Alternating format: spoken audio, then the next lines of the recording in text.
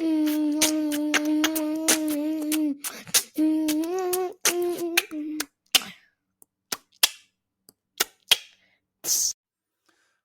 team, so welcome back to another episode. It is just me again today, and today I'll challenge you a little bit. So if you listen, there's a couple of challenges. I think there's 3 different approaches I take to challenge where you're currently at, how you're currently thinking, and how you can maybe capitalize off the back of last week's episode where we talked about change and how to maintain it, whereas actually this is maybe a step before that, where it's like, okay, let's actually make that change and decide to do it. So I hope you enjoy it. Actually, go and take a listen to it. And also, if you're really enjoying this content, please rate the podcast, subscribe on YouTube, or even better, go to www.identityhuman.com and sign up to the waitlist for the next challenge, because we're going to start to get it going. Right, enjoy the episode. Welcome back to the Identity Human podcast. And guys and girls, I was so close to getting Ray on the podcast. She's in another room. I'm recording in the evening, and I was so close, so close. But I read the room, and maybe next week. So it's kind of developing into this series of when can we get Ray back on the podcast. I am going to start to reach out to other guests, though, and let's see if we can get a different voice on. But I'm not going to lie, I'm actually quite enjoying the time that we get to share together, where I literally ramble on some thoughts and just what's happening in the week and the themes, and observing as we go along and seeing what comes up. I think it's such a good way of hearing our thoughts and processing them. It's almost like writing a book without writing a book. Now, I did have a thought about what to speak about yesterday. And so it's like, the thought is, life is exciting. Like, when was the last time you thought about that? Like, when was the last time you thought how exciting life is? And I know that all of us are going to be in different mentalities, places in life, and like, we're going to hold different beliefs and perspectives. But guys, like, I was talking to Laurie today, my daughter, and it's just so good to get a bit of perspective. And I was like, we have to see life as exciting. Anything that we go through can make our life something far greater than what it was, because through adversity, people rise up. And, like, there's so many stories of, you just look on the internet, someone goes, this is what happened to me, and now I'm doing this, and therefore I'm creating this difference. And it's like, if you haven't had that type of challenge, then don't wait for the challenge to come along as your wake-up call. Do you know what I mean? Like, if you're listening to this, you're like, yeah, but I haven't had anything bad happen to me. And great. There is still something in you that you are here to make a difference for, small or big, whatever your calling is. Don't wait for something big to come along and completely knock you off your feet, to force you to rise up into whatever it is meant to be. I don't know what happened there. Sorry. But also, if you have gone through stuff and you're climbing up the other side of it and you're actually making a difference, amazing. Like, I love seeing those stories. But then also, if you're in the middle, like if you're currently going through stuff and it's lingering on, or it's quite fresh, then the reminder here isn't necessary because it's really hard. If I say life is exciting, you go, oh, understandably, because we have all been there. But it's almost, if you're in that middle stage, it's just the reminder that on the other side of this stage that you're in, and the other side of this darkness that you're going through, is an incredible story of hope, courage, faith, resilience, or anything that you start to discover as you start to fight your way out of it. But I think what the catalyst is for that is one thing. It's a decision. It's a decision when you look around and you suddenly go, what am I doing? Why am I in this rhythm? And you just start to question why you are accepting your current level of perspective, the way you do things, where you're placing blame. Like, and I'm always going to bring it back to ultimate responsibility, is how can you start to take responsibility, as in look at the things that you actually can control and realize that there is a way that you can change how you see things. And that's, like, particularly if you are sat in that middle phase where you want to make the change, there's something that's happened, you're fighting through things, but you're struggling to see where that goes. And sometimes it's like, this is introduce faith. Like, you don't have to see and know exactly with certainty where it's going to go, but all you have to do is make a choice that you want to go somewhere else. right? So if you find yourself in hell, keep walking, because if you don't, you're going to stay in hell. But if you keep walking, eventually you're going to be in a different place to what you were.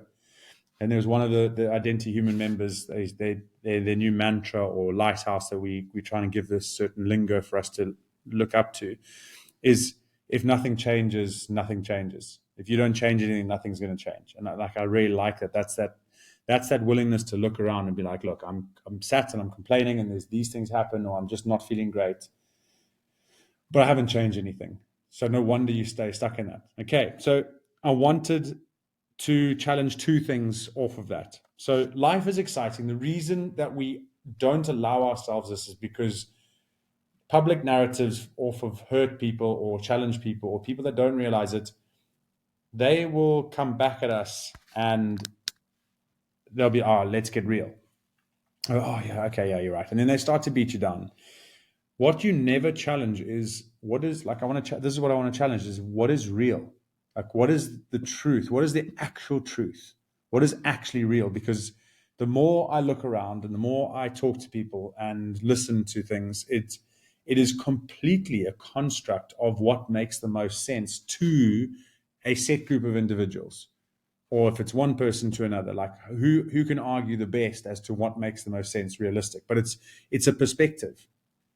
So I'm going to challenge, if anyone is kind of beating you down with being real and all this kind of stuff, is just don't stoop to their perspective on what realistic is, because realism and what is realistic can be made up of so many different cultural constructs, their upbringing, their surroundings, who they're trying to please, and then that starts to seep into you. And if you, especially if it's someone like a family member or someone that you're close to, is they're going to put all of these logical, realistic boundaries on you. And if you buy into that, you are going to be putting yourself into their jail cell, their tunnel. And I want to remind you, like, keep to your own. Like, it doesn't mean that yours is right and theirs is wrong. It's just recognizing that yours is right and so is theirs. Like, two truths can exist at the same time. So try and understand the reality that you want to create. That will be based off of your thoughts, your frequency, if you're into that kind of thing. It's all there if we are willing to look for it and challenge it. So I'm going to throw that at you if you listen to this. What is the version of reality that you want to subscribe to? And that's making you aware of the accidental mentors that you may have come across. So what does that mean? Accidental mentors are people that have gone through something before and you kind of respect, and they tell you something and you listen to them and you allow what they say to penetrate your viewpoint. But actually what you forget is they get to that viewpoint through their own life experiences. They don't know everything. Everyone is wrong. You are wrong, I'm wrong, they're wrong. But we always suddenly think everyone is right and we're wrong. So challenge that, okay? And then the next one is, when you start to, and this is come firsthand experience, when you start to live your own version of truth in your own life, what you start to get is you'll start to realize that there is a set group of people that look at you and be like, how can you see things that way? Stop being so toxically positive and all that kind of stuff. And it makes you play small. Okay, so first of all, if you're listening to this and you're one of those people that looks around and goes, oh, that's unrealistically positive or toxically positive, like you're not adding to the world. You're not adding to the world. There are different ways of approaching it. If someone is being completely unrealistic and challenge myself, completely out there, and you can give your point of view, but it's not right and it's not wrong. Again, someone that can see the best in things isn't toxically positive. Okay, they just choose to see a different world to you. And it's a different truth. And you want them to buy into yours. So if you are that person, check yourself. If you are being checked by those people, uncheck yourself. Guys, honestly, if you want to see the best in things and you want to approach the world in like a childlike naivety, go for it. That is your life to live and your reality that you can create. And you'll be amazed by how much further you get by approaching life in that way, and it's like call above the line, than if you approach it the other way. You don't get stuck if you approach life in that, I'm going to keep going, And I did do a little bit of research because I do like to check things from time to time if I have time. I was talking to someone about human design the other day, and they were like, where's the scientific evidence? And I was like, oh boy, we're talking about personalities here and you want scientific evidence. which is going to be difficult in its own because it's human mind is one of the most complicated and incredible things in the world. And there is a lot of science that can help out with it, but it's not the be all and end all. And so I've gone back to Einstein, and like I just think if he had such a big effect on the world and his scientific principles, he said knowledge is great, but imagination is even better. Like he leaned on that. He was like, look, we know knowledge is what we know, and it's not going to help us improve anything, might help improve. But imagination is where it happens. That's where we start to create the things that we see with the knowledge and expertise level that we have. But imagination is what we really want to buy into. Okay, now I just want to bring that back in. Like if you've got Einstein, one of the most insane geniuses we've had on Earth, saying that, then what gives anyone else a right to say, where's the science? That's not realistic. And then kill your dreams, kill your hope, kill your perspective, kill your mindset. Like lean into imagination, guys. Just, you never know what may be possible. Okay, so those are my two challenges. I want to challenge your rhythm. So we don't have to be long tonight, but I want to challenge a rhythm that you've got. And a rhythm is when you start to do things over and over again and you don't really think about why, you just do it. So your rhythm could be your frequency of checking social media. It could be your morning routines. It could be your work routines. It could be the way you get dressed. It can be the way you exercise. Like, are you going to gym, but you're actually just in this rhythm of getting through it? Like you get on the bike and you're on your phone and you cycle through and you've done 20 minutes. You're like, oh, that was great. And you go and you're like, yeah, gym. I'm going to challenge your rhythm. And I would like you to do the same, is just pick one area of your life that you feel like you're in a rhythm and you go, I'm going to change that. It needs to serve me better. So I started to get back into ice baths this week or last week because I was like, okay, we're in a good rhythm, but let's just change something up here, because why not? We just add something else into the rhythm, see what happens, see what comes off the back of that. I'm not advocating everyone does it, but I think it's just, that's an example of let's try and see. 5 weeks ago, we changed it to waking up earlier, or Marae and I have just started another 30-day challenge with each other of making sure that we're in bed or in the bedroom at the right time. We're doing a bit of fasting. We're doing, she's got 7 days of exercise, which is so impressive that she actually gets that done. And just little things around that we want to, it's almost like a rhythm breaker and a rhythm maker. So I want to do the same for you guys. If you need any ideas, please message us. I've got tons of ideas that we can give you. And then lastly is I want to draw on last week's episode where we talked about determinism versus, say, Alfred Adler's approach of your future is undetermined. So again, imagination, but you can make a choice and make that change. But the only reason you don't make the choice to make that change is because you believe that something in your past is there to hold you back. So it's more comfortable to have that belief than it is to just choose to do something different. Now, we may all have tried that before and it may not have worked, but that doesn't mean it was wrong. It just meant that we didn't do it in the right way, or we didn't believe it enough, or we didn't just keep trying. So my last challenge for you two is make a choice tomorrow and see what happens. And I mean, make a choice not to believe in a currently held belief that you've got that is holding you back. Something that you go, I'm not good enough. This is why I don't do that. This is who I am, all that kind of stuff. I want you to make a different choice tomorrow and see where it gets you. So sometimes we realize that we make those choices when challenged by others. I have a friend and he's kept on at me and saying, I'm no good at running. I'm not a good runner. And he tried to run and he just kept that belief going. And then eventually I just said, I was just run.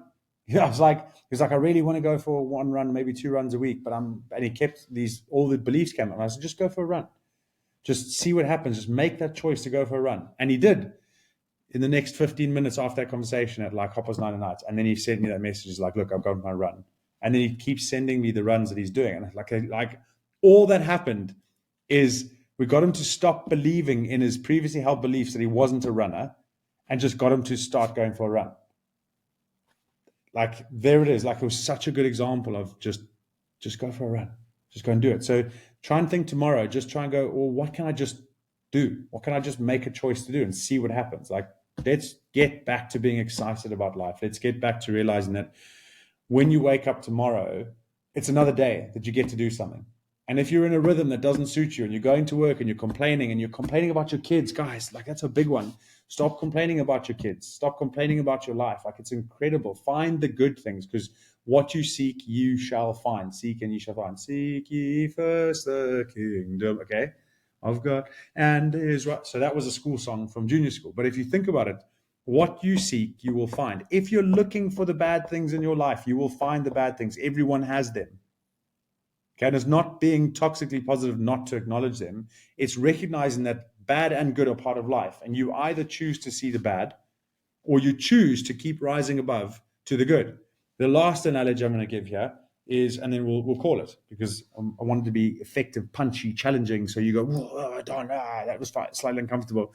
Is if we take this above the line and below the line, which you may have heard about, but I want you to just picture this line and there's water below the line, below the surface level. And then there's air. So you put yourself floating in that water, you know that it feels good to breathe the air. Okay, you're comfortable, you're in a safe space. It's not, I mean, I don't want to put you in a shark infested waters. I want to put you into lovely, it's lagooned off, so nothing dangerous can get in. You've got tropical fish. It's brilliant. So you're just floating and it feels really nice to be above the water because you can breathe. But now I want you to go below that line and I want you to hold your breath. And first, it's okay because you're resilient, you know you can hold your breath.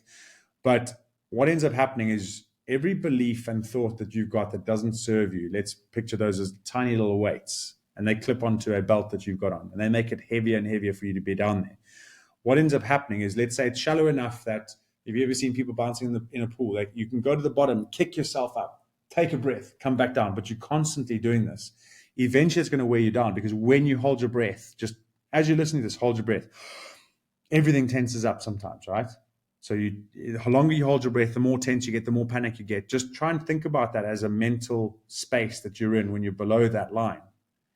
Again, I want you to try and think, how do I get time to breathe? How do I get above the line? And that is just changing perspective, seeing it positive, seeing it slightly differently, and actually focusing on your breath work when you're above the line, just taking in as much oxygen as possible. Okay, so that analogy, I want you to think about, like, how far way down are you underwater at the moment? And by the way, those beliefs that have been clipped onto your belt, once you start to notice them and stop accepting them and make different choices, it's then you just literally taking that weight off and dropping it down. But the trick is being able to notice them and realizing that they're a weight that has been added onto you, and you're choosing to leave it on there until you choose to take it off and see what happens. Okay, there are two thoughts of truth that can both exist, but you can keep making those new choices, and then go back to last week's episode if you need help with making change, because it's about, you have to make the choice, then you're going to come back to where you were before, but you have to keep making that new choice and keep going there until eventually you're in that new choice and you're not even trying anymore. Okay, so guys, you've got this. Thank you very much for listening. I appreciate you, and I'm sending much love out to you. Ubuntu, we are who we are through others, but I'll work on me for you if you can work on you for me. Have a great day.